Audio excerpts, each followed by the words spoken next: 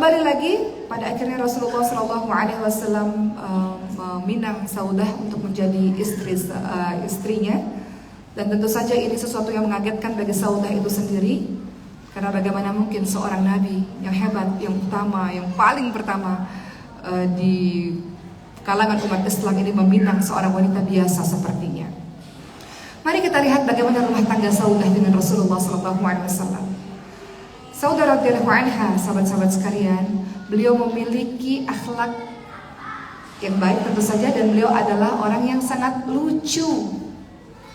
Beliau suka bercanda, dan ini menghibur hati Rasulullah. Saudah itu adalah istri yang paling banyak membuat Rasulullah tertawa karena candaannya. Bayangkan kadang-kadang kita susah, Rasulullah susah berdakwah, ini betul-betul pekerjaan yang sangat berat. Namun pulang ke rumah, Saudah menghadirkan tawa kepada Rasulullah SAW. Saudah ini adalah tipe saudara radhiyallahu anha, ibunda Saudah ini, ibunda kita Saudah, adalah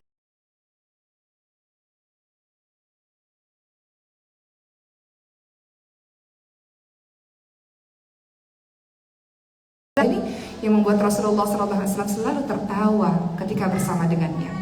Pernah pada suatu ketika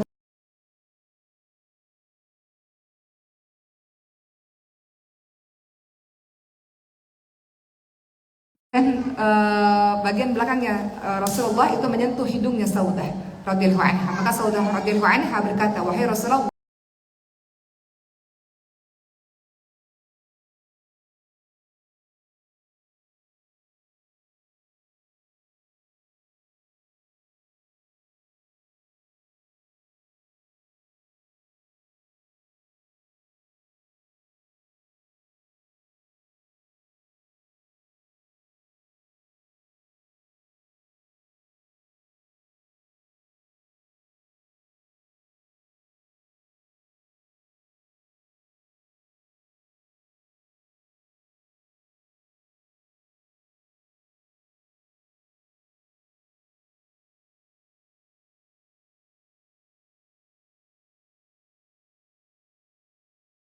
udah lagi."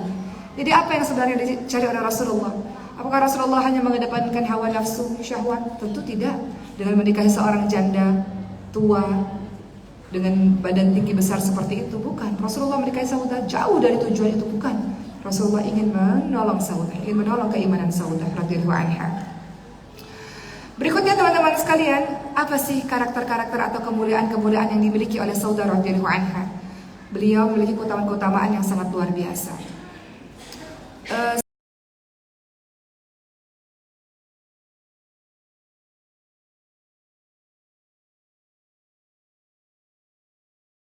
Sahabat Nabi memberikan Saudah radhiyallahu anha sebuah wadah yang dipenuhi dengan dirham, dengan uang-uang.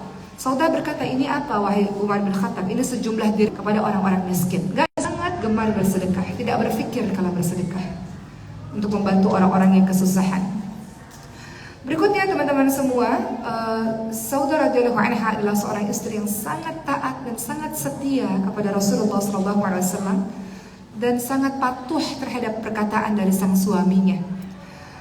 Pada saat itu Rasulullah SAW sebelum haji wada, sebelum akhirnya beliau meninggal dunia, pernah berpesan kepada para istrinya bahwa ini adalah saat haji bagi kalian, kata Rasulullah kepada para istri-istrinya, dan hendaklah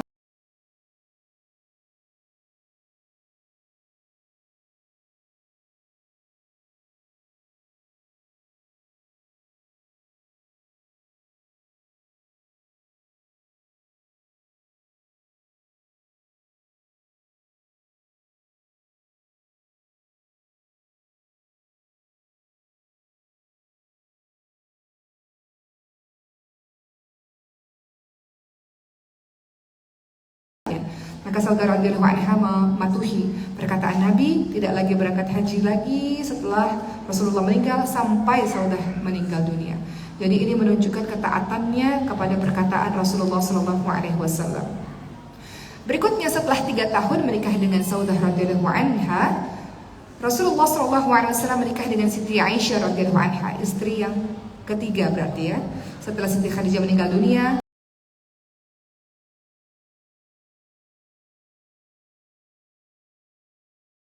depan insya Allah. tentang kehidupan beliau yang lebih lengkapnya lagi. Namun yang paling utama dari seorang Saudah binti Zam'ah, Saudah binti Zam'ah menyadari posisinya. Aku dinikahi Rasul bukan karena aku ini cantik dan menarik. Aku dinikahi Rasul karena Rasul ingin menyelamatkan keimanan. Rasulullah SAW adalah suami yang adil, membagi hari untuk istrinya dengan adil. Namun kata Saudah, ya Rasul, ku berikan hariku agar engkau bisa lebih banyak bersama dengan Siti Aisyah radhiyallahu anha. Saudah menyadari dan memahami bahwa Rasul sangat bahagia ketika bersama dengan Siti Aisyah.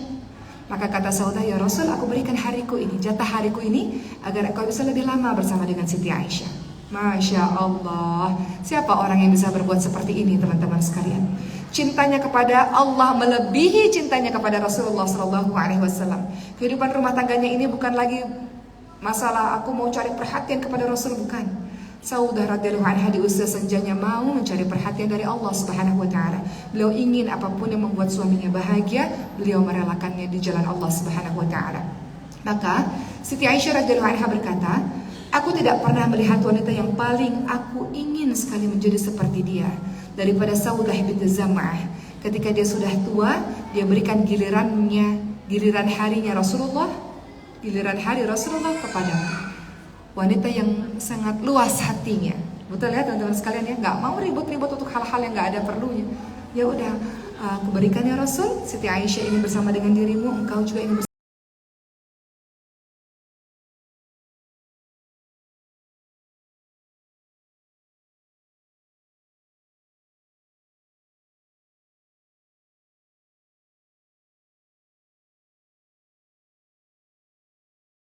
Aisyah menyadari ya bahwa Rasulullah menikahinya karena ingin meringankan penderitaannya, ingin meningkatkan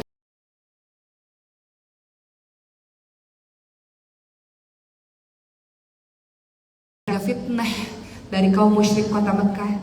Itu Rasul lakukan untuk Saudah binti Zam'ah radhiyallahu anha. Maka pada suatu ketika ada satu hal yang mengakibatkan Rasulullah ingin menceraikan Saudah radhiyallahu anha. Karena ada sesuatu, namanya berumah tangga, ya, ada sesuatu apa yang dikatakan oleh Saudah radhiyallahu anha, dan Rasul tidak betul-betul ingin menceraikannya karena Rasul ingin menyelamatkannya. Namun ada permasalahan rumah tangga. Apa yang harus dilakukan? Maka Saudah mengatakan, ya Rasulullah, pertahankan aku ya Rasulullah. Demi Allah, tidaklah keinginanku di peristri ini karena aku ingin terus bersama dengan dirimu, tidak ya Rasulullah. Aku hanya berharap agar Allah Subhanahu wa taala membangkitkan aku pada hari kiamat dalam keadaan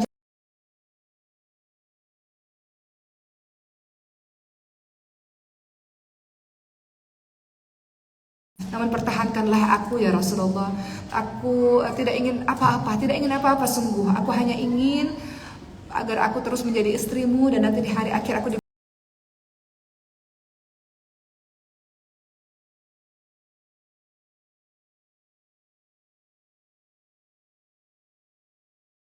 alaihi wasallam. Beliau memiliki hati yang halus, hati yang lembut ya, saudara radhiyallahu anha yang sangat luar biasa. Berikutnya teman-teman sekalian, wafatnya Saudah radhiyallahu anha. Saudah radhiyallahu anha, teman-teman sekalian, ketika wafat, sebelum beliau meninggal, beliau mewasiatkan rumahnya kepada Siti Aisyah radhiyallahu anha. Kemudian beliau wafat Khattab radhiyallahu anhu, dan beliau wafat pada tahun 54 Hijriah. Jadi dalam masa hidupnya kita bisa melihat, sahabat-sahabat sekalian, kita bisa belajar lagi dari seorang wanita biasa yang bukan siapa-siapa, namun beliau istimewa. Beliau punya keutamaan yang sangat luar biasa. yakni beliau terus istiqamah walaupun keadaan tidak mudah untuk beliau. Seluruh keluarganya bukan seorang Islam, bukan orang Muslim, namun beliau bertahan dengan keistiqamahannya, dengan keislamannya, sampai akhirnya beliau mendapatkan hadiah luar biasa dari Allah, dinikahi oleh Rasulullah SAW. Beliau betul-betul berdedikasi kepada sang suami. Beliau betul-betul berharap agar keberadaannya di rumah tangga Rasulullah mampu membahagiakan Rasulullah. Beliau terus-menerus berusaha agar membuat Rasulullah tertawa, Rasulullah bahagia di tengah dakwah yang begitu sulit. Beliau merelakan harinya untuk diberikan kepada Siti Aisyah radhiyallahu anha. Beliau ingin agar Rasulullah SAW pertahankannya sebagai seorang istrinya, walaupun beliau tahu beliau tidak utama dibandingkan dengan istri-istri lainnya. Namun beliau ingin terus bersama dengan Rasulullah. Beliau patuh kepada Rasulullah SAW sampai akhir hidupnya. Beliaulah seorang wanita yang tidak begitu terkenal namanya di kalangan para istri-istri Rasul lainnya. Namun beliau memiliki hati yang seluas samudra. Beliau bernama Saudah binti Zam'ah radhiyallahu anha. Jadi hari ini lagi-lagi kita sudah belajar tentang salah satu istri Nabi lainnya. Tidak semua istri Nabi mulia dalam hal kedudukan. Tidak semua istri Nabi berketurunan bangsawan, tidak. Namun banyak istri Nabi yang ternyata adalah seorang janda yang tua, janda yang miskin, janda yang salihah. Itulah yang dinikahi oleh Nabi kita.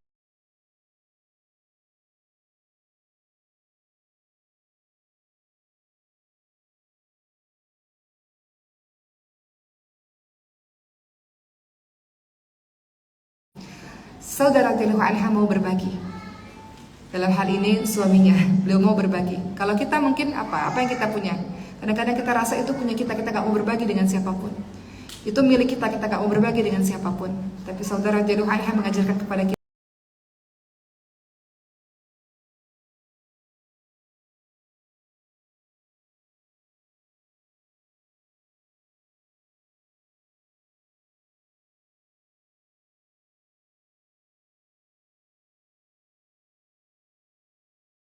Itu teman-teman sekalian, sekarang saatnya saya ingin mendengar dari teman-teman semua yang ada di sini. Silahkan apa yang bisa dipelajari dari Saudah binti Zam'ah dan bagaimana realisasinya dalam kehidupan sehari-hari yang berkaitan dengan kehidupan teman-teman semua. Apa yang teman-teman pelajari dari kisah ini? Apa yang teman-teman rasakan ketika teman-teman mendengar kisah tentang seorang wanita yang luar biasa ini, seorang wanita yang hebat ini? Silakan bagi yang ingin. Bu Eli, ada lagi selain Bu Eli? Jangan Bu Eli mulu, tiap minggunya Bu Eli lagi, Bu Eli lagi. Ya boleh. Yang lain ada yang berkaitan nanti sebentar Bu Eli ya, yang berkaitan dengan Saudah binti Zam'ah?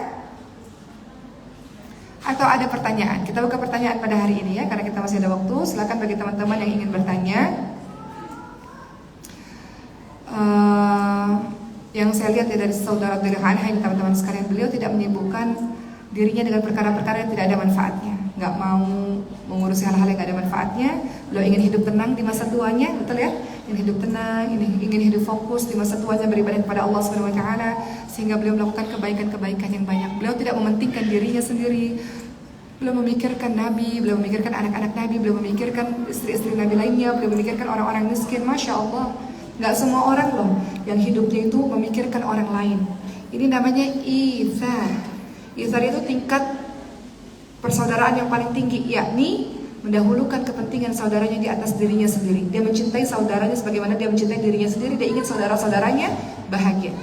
Jadi seorang saudara radhiyallahu anha ini mendahulukan kesenangan atau kebahagiaan atau kepentingan orang lain karena tingkatnya keimanan, tingginya keimanan beliau. Jadi yang membuat beliau bahagia adalah Allah Subhanahu wa taala semata. Begitu. Baik, ada teman-teman yang ingin bertanya, mungkin silakan. Ya, disebutkan nama, asal dan pertanyaannya seperti apa, silakan.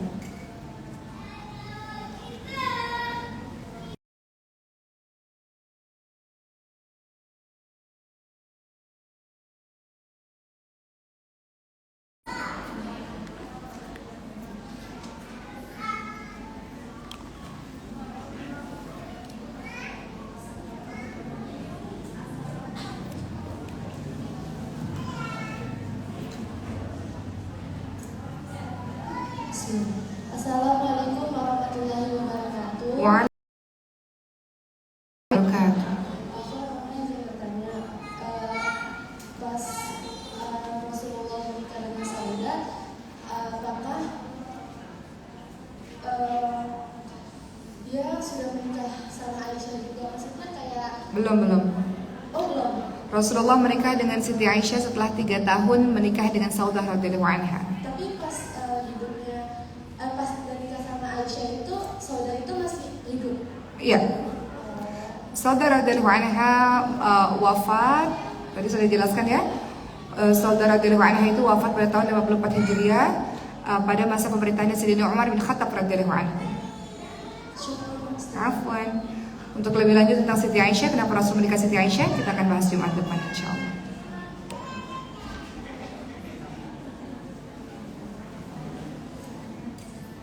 Jadi bayangkan Rasulullah menikah dengan wanita tua dengan perawakan tinggi besar dan menikah dengan wanita yang muda yang cantik, ya, Siti Aisyah radhiyallahu anha. Ya, silakan berikutnya. Ya. Assalamualaikum warahmatullahi wabarakatuh. Waalaikumsalam warahmatullahi wabarakatuh. Saya mau bertanya, kata kita harus berbakti kepada suami. Iya. Terus bagaimana cara kita berbakti kepada suami sedangkan suami kita udah nggak ada? Iya. Baik. Sekarang kita udah meninggal dunia. Iya. Wassalamualaikum warahmatullahi wabarakatuh. Waalaikumsalam warahmatullahi wabarakatuh. Allahumma ighfir lahu warhamhu wa'afihi wa'fu anhu. Semoga Allah mengampuni dosa-dosa beliau. Amin amin. Kita yang kehilangan ayah atau kita kehilangan ibu atau kehilangan anak atau kehilangan siapapun yang kita cintai, Rasulullah SAW menyampaikan ada beberapa hal yang kita bisa lakukan kepada orang-orang yang sudah meninggal dunia.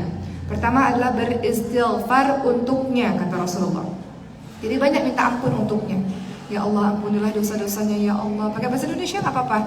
Kalau untuk doa untuk orang tua, Rabbighfirli wa liwalidayya warhamhuma kama rabbayani shaghira. Kalau untuk suami atau untuk siapa-siapa, silakan begitu ingat ya Allah ampuni doanya ya Allah. Atau Allahumma ighfir lahu warhamhu wa'afihi wa'fu anhu. Ibu juga bisa ucapkan begitu. Atau bahasa Indonesia juga nggak apa-apa, ya Allah ampuni dia ya Allah, sayangi dia ya Allah. Selalu senantiasa minta agar Allah ampuni dosa-dosanya. Ada orang tua mengatakan, ya Allah kok saya naik lagi derajat surga berikutnya, kok naik lagi ya Allah derajat surga berikutnya. Kata Allah Subhanahu wa taala, sebab istighfar anak-anakmu untukmu. Jadi kita minta ampun terus menerus untuk suami kita, untuk orang-orang yang kita cintai. Berarti istighfar untuknya, minta agar Allah mengampuni dosa-dosanya. Kedua, senantiasa mendoakannya. Ya Allah, luaskanlah kuburnya ya Allah, berikanlah dia, terangkanlah kuburnya ya Allah, berikanlah dia syurga firdaus ya Allah. Doakan setiap saat. Dan hari ini tadi kita sudah bahas di Katupat ya, di kajian virtual bermanfaat. Saya setiap hari Jumat jam 10 ada ceramah online Ibu sekalian. Hari ini kita bahas tadi tentang doa-doa yang mustajab. Salah satunya adalah ketika kita berdoa itu ada adab-adabnya. Jadi adab-adab dalam berdoa itu apa? Banyak. Kita beristighfar kepada Allah Subhanahu wa taala terlebih dahulu, kita bersalawat kepada Nabi dulu, kita puji-puji Allah dulu. Dan ada waktu-waktu mustajab di hari Jumat nih. Hari Jumat ba'da asar ini adalah waktu mustajabnya berdoa kepada Allah Subhanahu wa taala. Di sepertiga malam terakhir, ibu-ibu sholat tahajud, setelah selesai kajian-kajian keilmuan, majelis ta'lim, itu setelah selesai melakukan amal baik, itu adalah waktu-waktu mustajab. Jadi berdoa yang kedua. Allah ampuni sebelum wafat, pesan-pesan kebaikan. Contoh, nanti kalau aku sudah meninggal, aku mau rumahnya dijadiin rumah Quran ya, misalnya. Nanti kalau aku sudah meninggal, pokoknya pesan-pesan kebaikan, maka laksanakan, menjalankan wasiatnya. Keempat, bersedekah atas namanya. Ibu-ibu bisa bersedekah, mau sedekah di Masjid Hufat, alhamdulillah. Di sini banyak anak-anak beasiswa, yang yatim, duafa, itu banyak di sini. Mau bersedekah di tempat yang lain, pondok yang lain, gak apa-apa. Yang penting sedekah atas namanya. Bersedekah atas nama orang yang sudah meninggal dunia. Kemudian yang kelima, jalin tali silaturahmi, hubungan kekerabatan dengan orang-orang yang dicintainya, dengan ayahnya, dengan ibunya, dengan saudara-saudaranya, dengan kerabatnya, dengan sepupunya, paman bibinya. Itu jalin hubungan dengan mereka. Itu cara kita berbuat baik kepada orang-orang yang sudah meninggal dunia. Sebagaimana Rasulullah SAW, teman-teman sekalian, ketika Siti Khadijah meninggal dunia, Rasulullah masih berbuat baik kepada saudara-saudaranya Siti Khadijah. Ingat tidak kisahnya kemarin, sampai Siti Aisyah kemudian cemburu. Rasulullah masih berbuat baik kepada orang-orang yang dicintai oleh Siti Khadijah. Kalau kita mencintai seseorang dan seseorang itu tidak ada, atau kita tidak bisa berikan cinta kita padanya, maka kita mencintai orang-orang yang dicintainya. Itu cara kita mencintainya, mencintai orang-orang yang dicintainya. Begitu. Itu beberapa diantaranya. Selebihnya kalau teman-teman ingin berziarah kubur, silahkan berziarah kubur. Berziarah kubur itu kita memberikan salam kepada orang-orang yang ada di kubur, dan kemudian itu mengingatkan kita bahwa kita pun akan menyusul mereka. Kira-kira seperti itu. Kalau ada hutang, bayarkan hutangnya. Kasihan kalau nggak dibayar hutang. Dalam Islam ini ruh orang itu terkatung-katung. Dia nggak bisa masuk surga, nggak bisa masuk neraka selama hutangnya belum dibayarkan. Kadang-kadang orang-orang yang sudah meninggal dunia itu datang ke mimpi kita, ibu-ibu sekalian, memberikan pesan-pesan kepada kita. Di zamannya Nabi ada orang yang meninggal dunia dan mendatangi salah seorang sahabat Nabi, ngasih pesan, saya tuh punya sesuatu loh, itu ada harta saya tuh, letaknya di situ, kamu kasih ya sama orang. Letaknya ada di situ, saya belum sempat ngasih waktu saya meninggal dunia. Jadi kadang-kadang orang meninggal dunia memberikan pesan kepada kita lewat mimpi-mimpi kita. Begitu teman-teman sekalian. Kalau dia ada hutang, atau kita tahu dia punya hutang di kemudian hari, kita berusaha untuk melunasi hutangnya untuk menyelamatkan dia. Karena Rasulullah SAW tidak mau menyolatkan orang-orang yang masih ada hutangnya. Begitu, ya. Jadi kita minta sama Allah, Allah mudahkan kita untuk melunasi hutang-hutang kita. Begitu kira-kira. Berikutnya silakan, ada yang mau bertanya lagi? Boleh, Ibu. Kita langsung ambil beberapa pertanyaan ya. Ibu, ada lagi teman-teman yang mau nanya? 1, 2, dah 2 aja. Baik, silakan Ibu.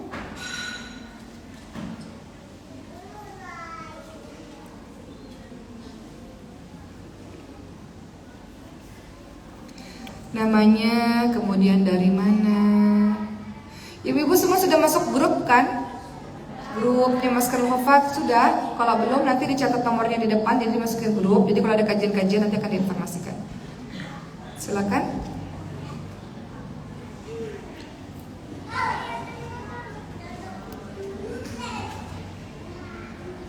Assalamualaikum warahmatullahi wabarakatuh. Waalaikumsalam warahmatullahi wabarakatuh. Pak Ustaz, saya dari Parung Panjang. Masya Allah. Mau bertanya, berdasarkan paparan yang tadi setelah saya simak, bahwa Saudah tidak mau diceraikan oleh Rasulullah karena dia berharap nanti akan bersama Rasulullah di surga. Nah, yang jadi pertanyaan saya, apakah ketika kita misalnya seorang janda menikah lagi dengan laki-laki lain, kemudian dia tidak bertemu dengan suami yang pertamanya, atau bagaimana? Ya. Ya, terima kasih. Wassalamualaikum warahmatullahi wabarakatuh.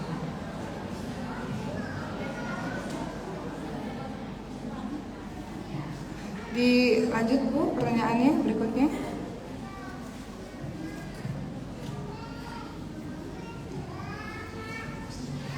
Assalamualaikum warahmatullahi wabarakatuh. Waalaikumsalam warahmatullahi wabarakatuh.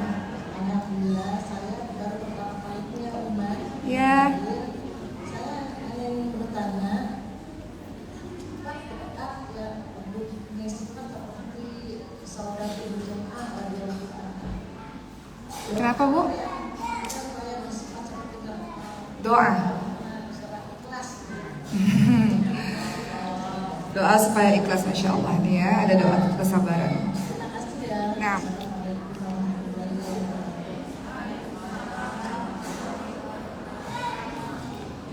Waalaikumsalam warahmatullahi wabarakatuh.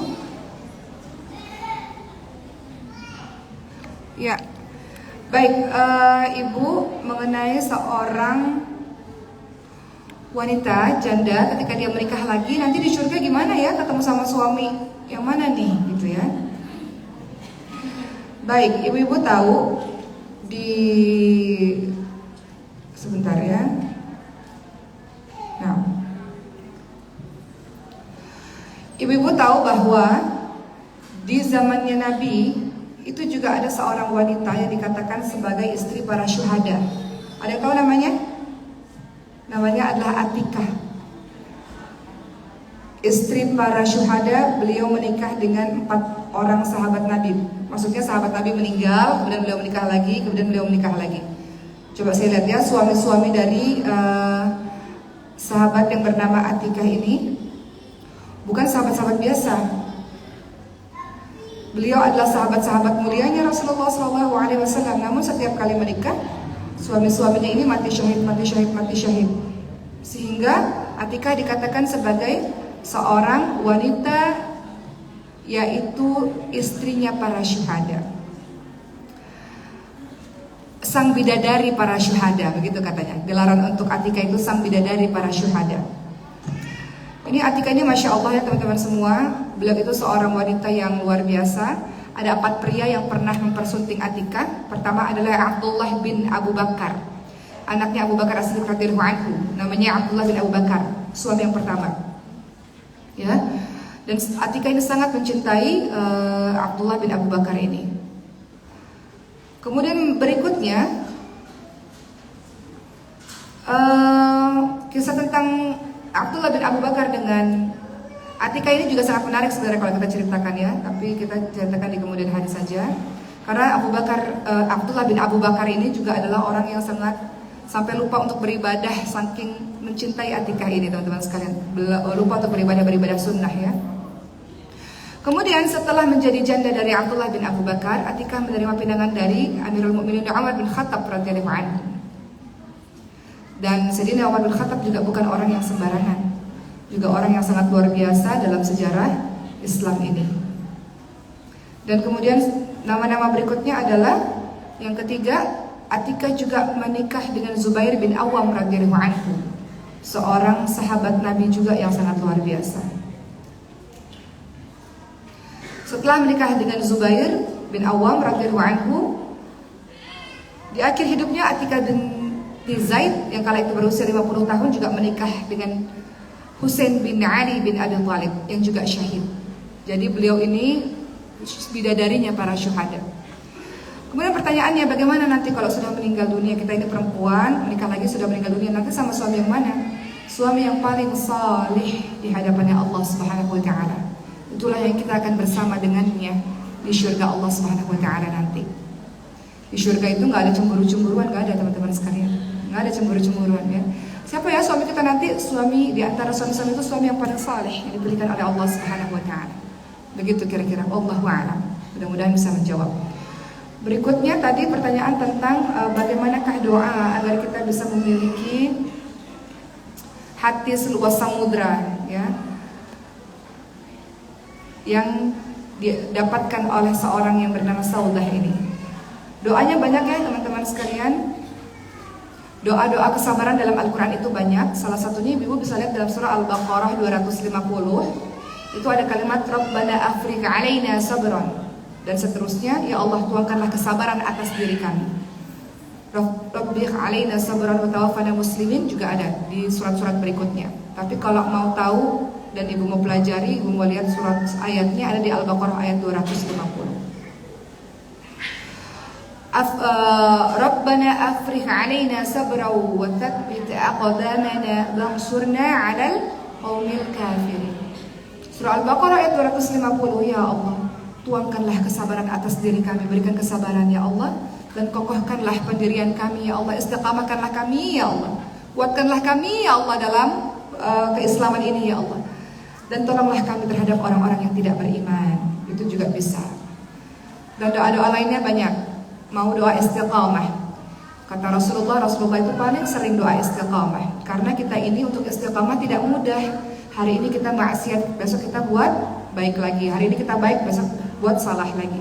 Rasulullah paling sering doa, ya muqallibal qulub tsabbit qalbi ala dinik. Itu doa favorit Rasulullah SAW. Doa favorit banyak, namun ini yang paling sering diucapkan oleh Rasulullah, karena Rasul tahu kita ini kadang-kadang mau jadi orang baik, kadang-kadang kita berbuat buruk lagi, kadang-kadang kita tahu Allah nggak boleh kita melakukan ini, kadang-kadang kita masih melanggar perintah Allah. Maka kita minta kepada Allah Subhanahu wa taala doa-doa agar kita bisa istiqamah. Ya, Saudah binti Zam'ah itu wanita yang istiqamah. Di tengah beliau sabar. Sabar itu kan ada 3 kan? Sabar dalam menghadapi musibah, sabar dalam menolak kebenaran, sabar dalam menolak maksiat, sabar dalam menjalankan ibadah, ya kan? Sabar dalam menjalankan ibadah-ibadah kepada Allah. Kalau kita menjadi orang baik kan harus sabar, betul Bu? Ibu baca Quran harus sabar kan? Ibu qiyamul lail harus sabar, ibu datang ke majelis ta'lim harus sabar, menuntut ilmu harus sabar. Itu butuh kesabaran. Makanya doa-doa kesabaran ini penting. Yang tadi teman-teman bisa baca doa kesabaran tadi, dan doa istiqamah. Rabbana la tuzigh qulubana ba'da idh hadaitana wa hab lana min ladunka rahmah innaka antal wahhab. Surat berapa itu? Ayat berapa itu? Ibu cari sendiri doa istiqamah Rabbana la tuzigh qulubana. Kita berdoa kepada Allah Subhanahu wa taala agar kita diberikan keistiqamahan. Begitu kira-kira Ibu sekalian. Doa banyak sekali dalam Al-Quran. Misalnya kita mau agar Allah senantiasa menolong kita dalam kehidupan kita sehari-hari, kita bisa baca doa la ilaha illa anta subhanaka inni kuntu minadh dhalimin. Kita kembali bertauhid lagi kepada Allah. Ya Allah, enggak ada Tuhan selain Engkau ya Allah. Kita memuji Allah Subhanahu wa taala, sehingga ketika kita puji Allah berikan rasa cinta kita yang luar biasa kepada Allah Subhanahu wa taala. Subhanaka inni kuntu minadz dzalimin. Kita juga mengaku kita ini orang yang banyak salahnya ya Allah. Dengan kita banyak mengingat kesalahan dan kita banyak beristighfar kepada Allah Subhanahu wa taala, maka kita ketika berdoa maka dikabulkan oleh Allah. Karena doa itu terhalang ketika kita banyak dosa, banyak maksiat. Doa kita naik namun terhalang karena maksiat yang kita lakukan. Makanya kita juga bisa berdoa begitu. Itu doa umum. Jadi ibu-ibu bisa berdoa seperti itu. Kemudian doa kesabaran lainnya, ibu-ibu bisa lihat banyak yang dalam Al-Quran ya. Contohnya misalnya nih ada beberapa kumpulan doa-doa sabar ya yang ibu-ibu bisa lakukan dalam surah.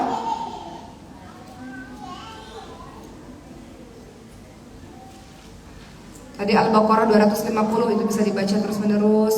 Atau ini banyak hadis ya, banyak hadis. Rabbana la tuzigh qulubana ba'da idh hadaytana wa hab lana min ladunka rahmatan innaka antal wahhab. Itu surat berapa ya, Bu?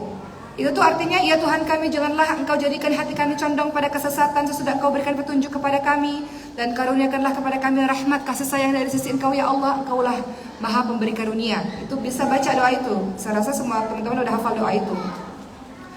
Berikutnya teman-teman semua, teman-teman juga bisa baca Al-Baqarah 155 sampai 157. Itu ada kalimat Inna lillahi wa inna ilaihi raji'un.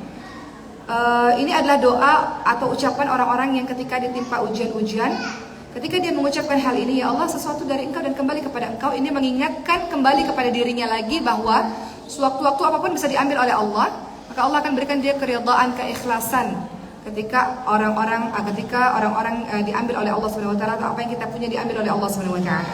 Jadi kalimat Inna lillahi wa inna ilaihi raji'un itu menguatkan tauhid kita, mengingatkan bahwa kita ini nggak punya apa-apa. Suami kita bukan punya kita, anak-anak kita bukan punya kita, harta benda bukan punya kita. Sewaktu-waktu Allah bisa ambil, Allah bisa hilangkan begitu saja dari diri kita.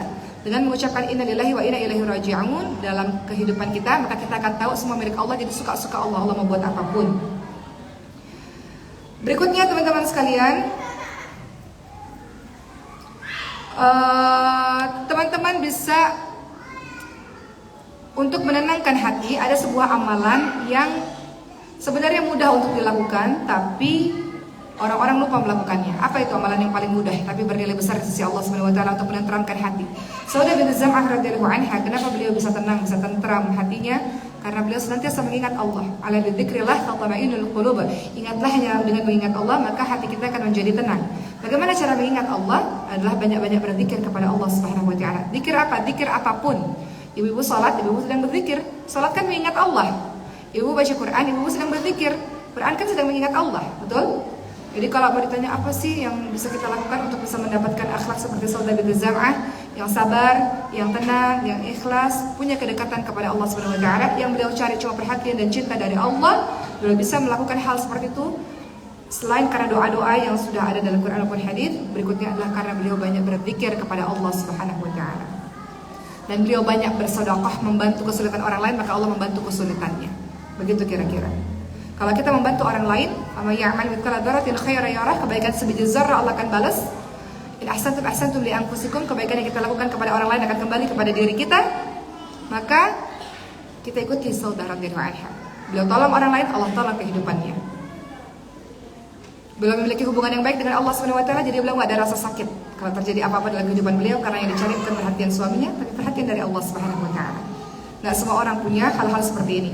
Namun mungkin karena beliau selain tingkat keimanan luar biasa dan beliau sudah berusia sangat matang. Ya kan Bu, kadang-kadang di usia-usia tertentu kita udah nggak mau apa-apa kok. Kita mau kembali kepada Allah dengan tenang, kita mau ibadah dengan tenang, begitu kan? Itu yang dirasakan oleh Saudah bin Zam'ah radhiyallahu anha. Begitu kira-kira Ibu-ibu sekalian.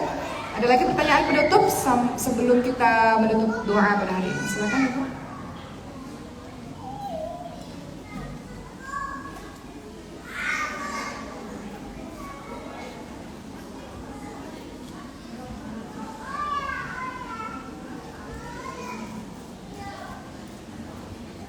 Boleh mikrofonnya?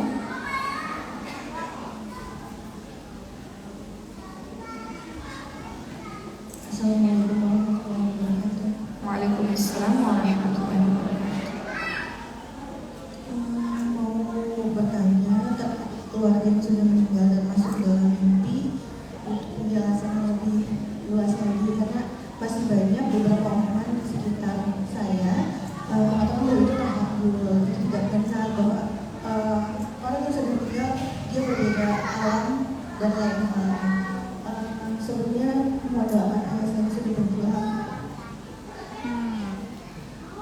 Allahumma ighfir lahu warhamhu wa'afihi wa'fu anhu. Semoga Allah Subhanahu wa taala mengampuni dan memberikan kasih sayang kepada ayah atau kepada siapapun yang meninggal dunia, teman-teman sekalian. Baik, mengenai mimpi, semoga Allah mengampuni saya kalau saya salah dalam memberikan jawaban. Mimpi itu bisa hadir karena 3 hal. Kadang-kadang sebelum saya bahas jawaban ini, teman-teman sekalian, kadang-kadang kita misalnya dalam hal jodoh ya Bu ya, hal ringan saja sehari-hari dalam kehidupan kita.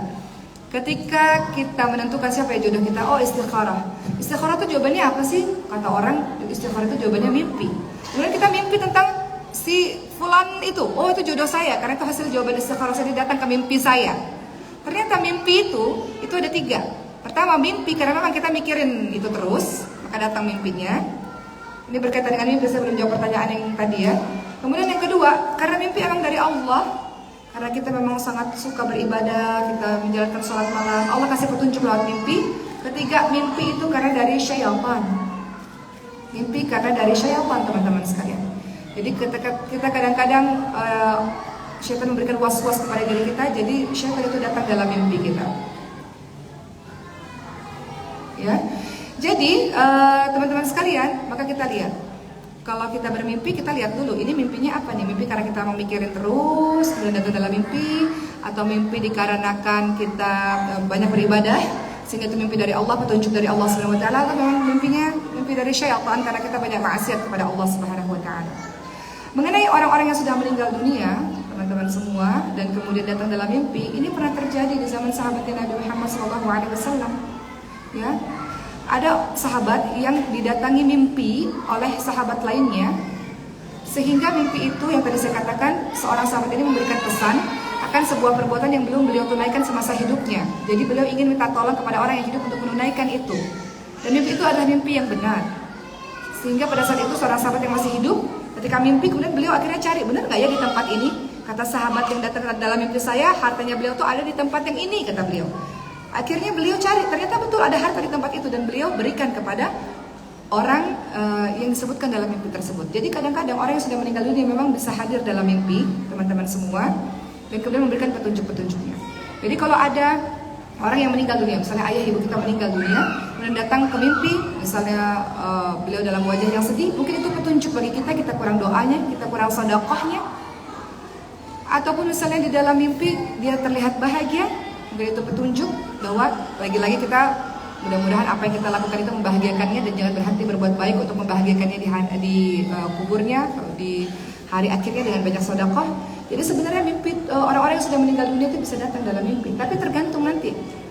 Tergantung itu mimpi memang betul-betul karena kita mikirin aja, atau karena itu mimpi dari Allah Subhanahu wa taala berupa petunjuk, atau mimpi dari syaitan.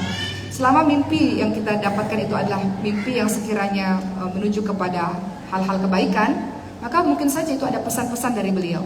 Kadang-kadang orang yang sudah meninggal itu nggak sempat melakukan sesuatu, sehingga minta tolong dari kita. Itu pernah terjadi di sahabat Nabi, dan mungkin bisa juga terjadi kepada diri kita.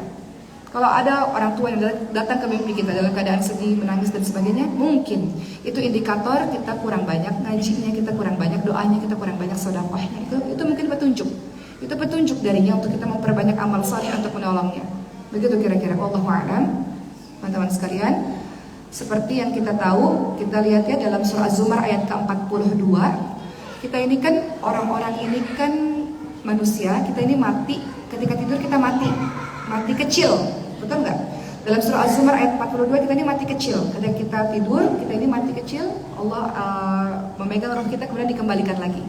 Jadi makanya kalau kita bangun tidur, kita ucapkan Alhamdulillahilladzi ahyana ba'da ma amatana wa ilaihi nusyur. Karena kita bersyukur kepada Allah, kita sudah dihidupkan lagi. Segala puji bagi Allah yang telah menghidupkan setelah kematianku. Kita lihat dalam surah Az-Zumar ayat 42, kata Allah, Allah memegang jiwa orang ketika matinya, dan memegang ruh orang yang belum mati di waktu tidurnya. Maka Allah tahan ruh orang yang telah Allah tetapkan kematiannya, dan Allah melepaskan ruh, Allah kembalikan lagi ruh yang Allah ingin dia tetap hidup sampai waktu yang ditetapkan. Sesungguhnya pada yang demikian itu terdapat tanda-tanda kekuasaan Allah bagi kaum yang berfikir. Makanya teman-teman sekalian, mengenai Az-Zumar ayat 42 ini ada pendapat dari ahli tafsir mengatakan bahwa ruh orang yang ditahan adalah ruh orang yang sudah meninggal. Kan ada orang yang tidur nggak bangun lagi karena ruhnya ditahan oleh Allah Subhanahu wa taala. Dia nggak bisa kembali ke jasadnya. Sedangkan ruh orang yang dilepas, dikembalikan adalah ruh orang yang tidur. Nanti dia akan bangun lagi. Nah, berkaitan dengan ruh ini teman-teman sekalian, ya, diriwayatkan dari Sa'id bin Jubair dari Ibnu Abbas radhiyallahu anhu, beliau menjelaskan tafsir ayat tersebut. Sesungguhnya ruh orang yang hidup dan ruh orang yang mati bertemu dalam mimpi.